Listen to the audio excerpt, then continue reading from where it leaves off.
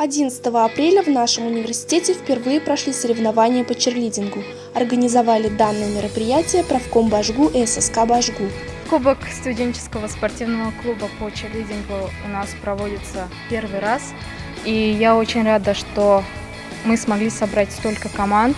Как организатор я могу сказать, что мероприятие прошло на высшем уровне. Надеюсь, всем болельщикам и гостям наше мероприятие понравилось. Всего выступило 7 команд. Каждый желающий мог принять участие. Яркие, энергичные танцы пришлись по душе каждому. По итогам конкурса места распределились следующим образом.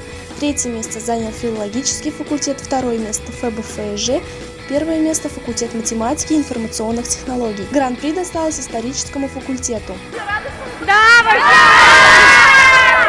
Мы безумно рады. Это огромная работа. За последние 2-3 дня мы проделали такую работу, которую не делали даже при подготовке к 100 весне, потому что мы с утра до ночи были в университете, нас даже охранники уже выгоняли, потому что мы пахали. И я думаю, что ребята заслужили эту награду.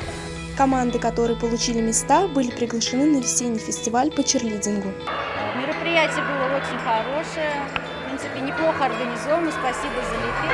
Молодцы команды, в принципе, хорошее впечатление. Черлидинг все-таки это зрелищный вид спорта, и ребята здорово привлекли внимание и, как говорится, выделились лучшие. Интересно было, разные команды, разные стили, все постарались, потрудились, это было очень круто. Агата Жмурова, Аделя Хусаинова и Наталья Любанская. Специально для Правком ТВ.